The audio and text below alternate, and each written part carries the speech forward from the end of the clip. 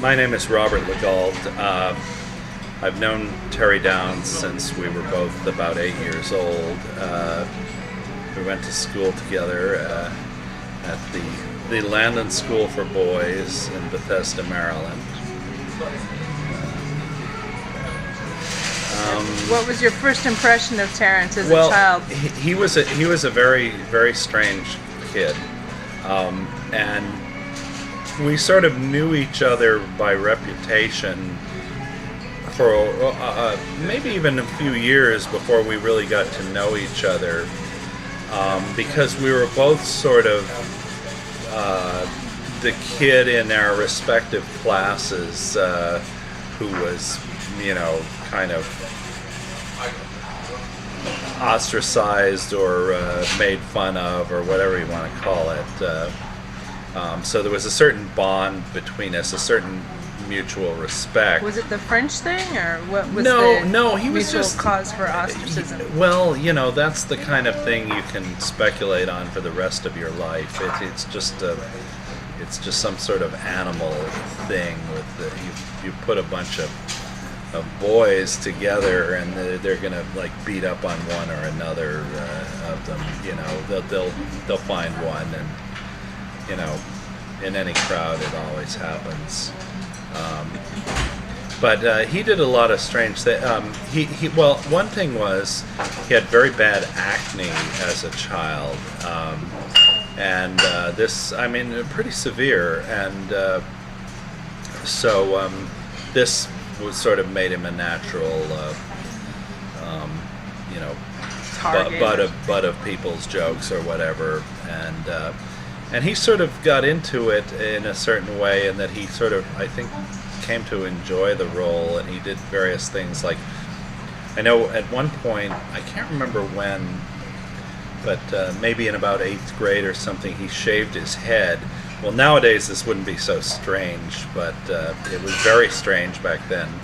And he ended up, he had this hat. He looked remarkably like sort of Nikita Khrushchev as a boy, so he got into playing the clown a lot as a result, and so did I. This was another thing. If you're cast into that role, sometimes you can make good of it by becoming kind of a joker, and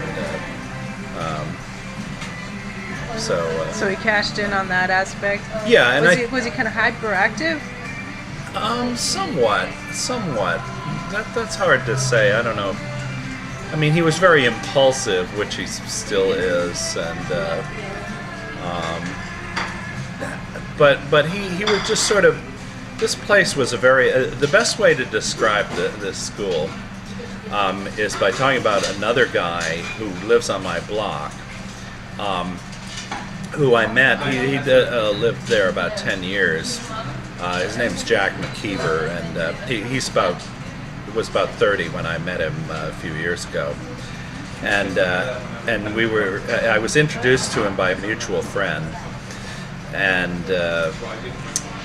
she's like, "This is Jack, and he's really depressed. He has to go down to Washington, D.C. and see his parents." And I'm like, "Oh, you're from Washington, D.C.? So am I. Where are you from?" And I'm from Potomac, and oh, well, that's right by me. That's a nice place. Blah blah blah blah blah.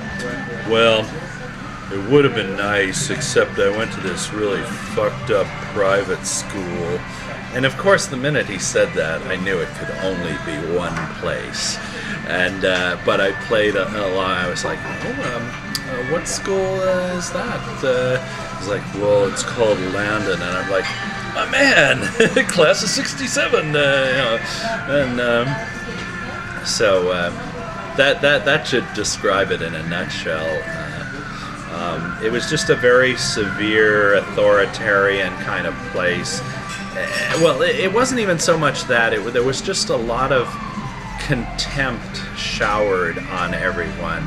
And I think this is, Terry and I have had this sort of two-man support group ever since. Just like trying to recover from this. Help each other recover. Yeah. It just like experience. being just reminded night and day, for years how worthless you are, and just what a complete retard you are. Even though I think that he and I were both among the most intelligent boys there. I won't say the most intelligent, but right up there compared to a lot of just sort of basic sort of ordinary intellects. Were you both pretty good students? We were in some ways, and not in other. Now I was there. He and I differ. I was like very good in math. I always was. He was not.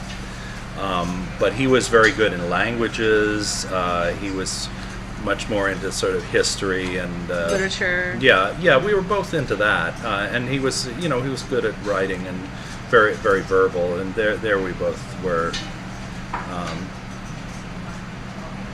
So it was an all-boys school, you yes, said? Yes. I think they now have some classes with girls, but it was this very male environment. And all the instructors were male too? Yeah, except a few for the younger kids. But yeah, again, now they do have some women teachers.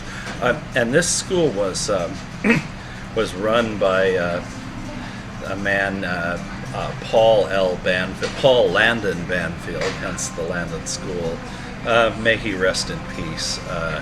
It's not good to speak ill of the dead, I suppose, but this guy, he was like totally nuts. He was just like this really severe, I think he had a drinking problem, but he was just full of rage. He was just like,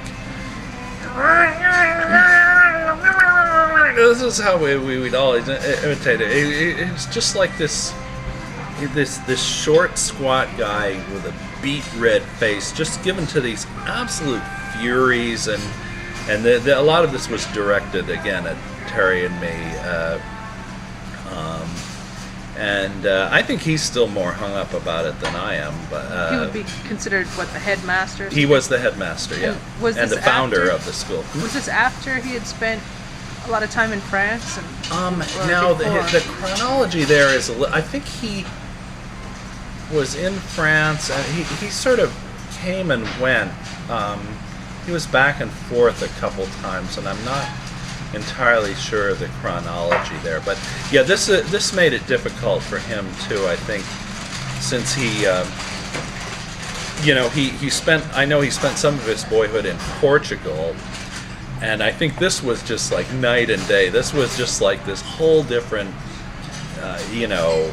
sensual, life-loving kind of place in a lot of ways, and then to be returned to this just, the worst sort of uptight, waspy idiocy, I think that goes a long way to explaining his personality. There is this endless conflict between the two, and I know his father very much believed in this school, and Landon. One thing about Landon, it was like totally fanatic of football. To an extent that I think they were actually censured by the independent school committee or whatever, but for undue emphasis on football to the exclusion of other sports, and they just told him, well, too bad for you guys, football's worth that, and so this gave us both a lifelong just, if not hatred of organized sports, at the very least indifference and contempt for it, which I certainly still, now I'm just sort of like, whatever, but